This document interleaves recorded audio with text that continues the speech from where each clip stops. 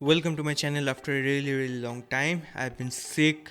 I got a very bad health right now even. Leaving all this aside, let's jump right into it. Today we'll be reviewing the ThieAudio Oracle Mark III. 500 to 600 price tag is such an interesting price bracket where companies get creative while taking good amount of risk and not too much where it falls into the niche category, which means that IEMs at this price point is not super technical when they are tonally pleasing, not well tuned when they are super technical. But this IEM might have changed something. The ThieAudio Oracle Mark III.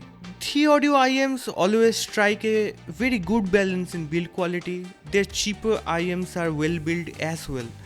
This one is no exception. I think they don't rely upon shell too much for their tuning. Thus, they create such a consistent approach to the design.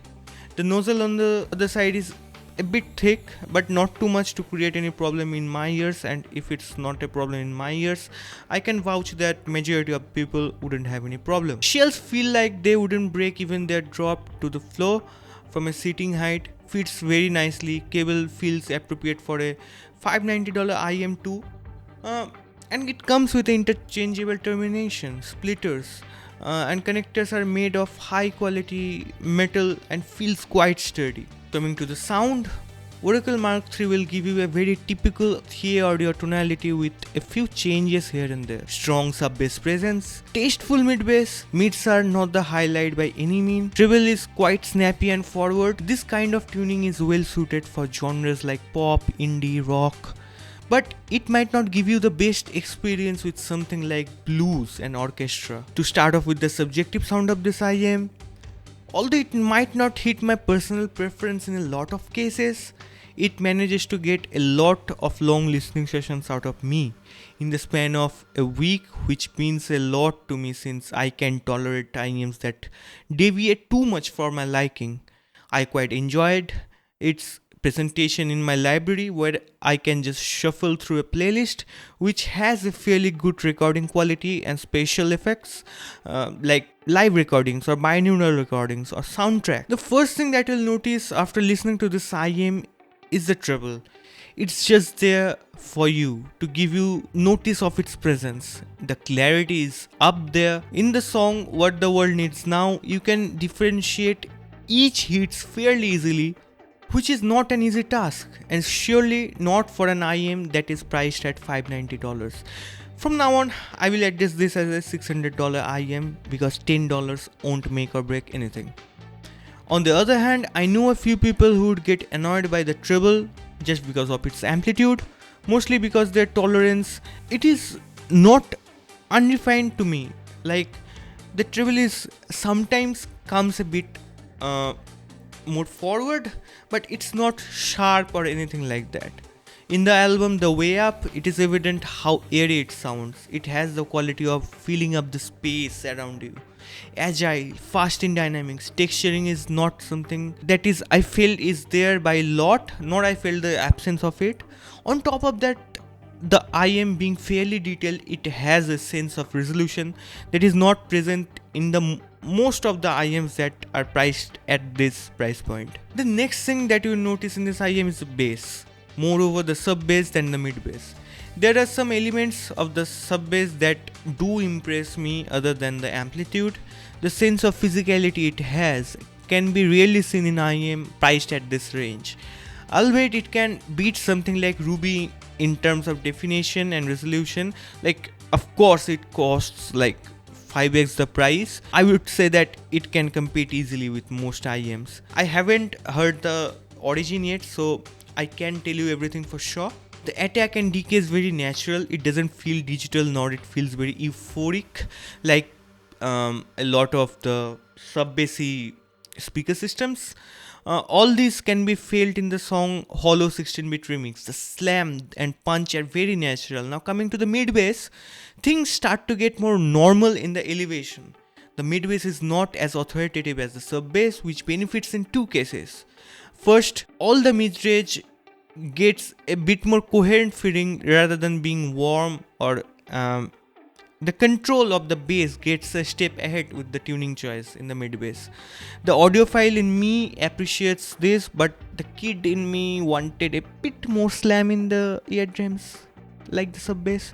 But all in all, it is a very good practice to tune sub bass in this way to showcase the treble, and I would say that it has done its job in the song Personal by Emotional Oranges, and We All Have Dreams by Louis the Child showcases the attributes very vividly. Mids are not something that this IEMs truly excel like the other two ranges, it's just that it is there without much flaws. It is neutral in tonality and might be a hint recessed with certain ear tips. There is nothing really much to write about the mid-range. The dynamics felt a bit on the flatter side of things and the texturing is very average for the price. Nothing would wow you and nothing will disappoint you in the same time. Hey Jude by Beatles sounded very flat on this IEM in the mids. Lower mids are not forward, but sits neutrally with the whole representation. Time Alone with You by Jacob Collier can show all of its attributes very vividly too. Upper mid range on the other hand is quite good. I liked it a bit more than the lower mid range. The tonality is a balance between fun and natural. Female vocals has that airiness that I always look for in an IEM, while not being peaky, shouty, even a bit. Okay, Somewhere Over the Rainbow by Melissa Menago is a good example of these qualities. All in all, mids are just there. It is not very good, it is not very bad, it is what it is. Now if we talk about this objective sound quality of this IEM, the sub bass got a almost 4.8 dB boost from the JM1DF, which feels substantial in the presentation.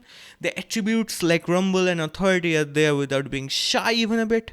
It got a very strong sense of presence in this region and complements the treble quite a lot, which I would discuss in a bit.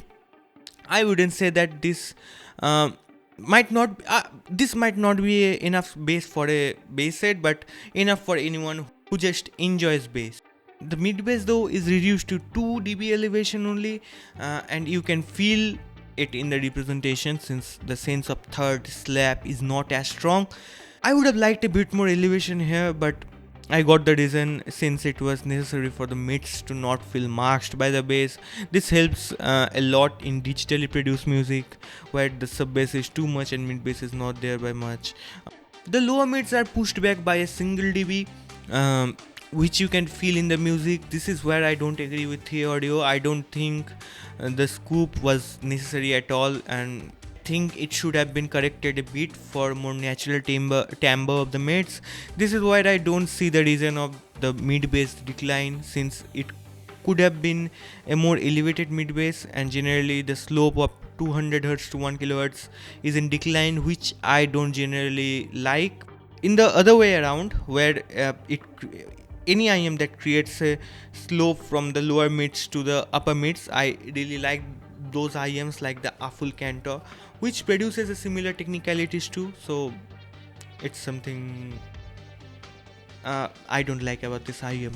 The mids are very okayish type for the price. The upper mids are where this IEM gets interesting, where you would imagine that this IEM have a scooped 1 kHz raised and delayed pinna compensation, but it is not there. It elevated the frequency response from 1 kHz to 2 kHz and then declines till what I think. In this way it can manage the vocal performance to not get affected.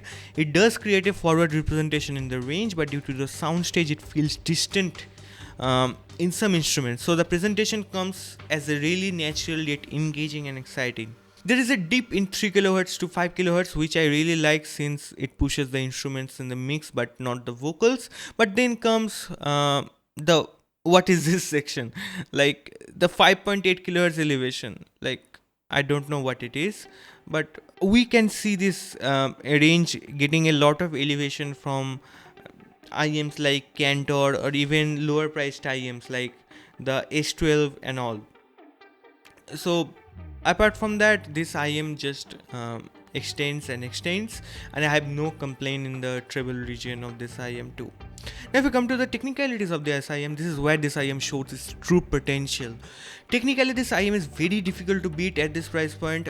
Like I don't think there is any IM that can outright beat this IM in terms of technicalities. If you are chasing technicalities, then this should be the top of your edition list. Now coming to the different aspects of the technicalities, the soundstage depth and width in this IM is by no means feels like an average IM at this price point. It feels huge in all directions. The overall sense that you get from this IM is spacious and atmospheric. I don't care a lot about the soundstage, but I know people who love good staging IMs, and this IM will provide you that. Also, there are two things in this IM that helps to perceive the soundstage a lot better. The first thing is the neutral or the natural ability to resolve, the strong sense of gapless imaging. The soundstage doesn't feel like a wall and curves around the head, although it's not very 3D or holographic since the sense of height is not very huge. But overall, this IM won't disappoint you if you love soundstage in your IMs. On the other hand, this IM might not suit someone who loves intimate music sessions, since this IM stretches the staging of the music a bit too much. Now if we come to the imaging is more important than soundstage to me. It performs a bit better than its peers. Due to the soundstage being big, the imaging needs to be pinpoint in the scope, and thankfully it manages to do that. The frontal perception is equally good through and through. It gives me an impression that there are more left or right layers in the music compared to the front. It does struggle with the depth a bit. This IM feels extremely atmospheric in films, video games. The subtle cues are very vividly projected with accurate position. Although like any other IM at this price point, it feels a bit lacking in the layering. And I do feel that IM with intimate stage can do layering very well. So it's a trade-off that you have to make. But coming to the imaging and soundstage, this IM is a technical monster.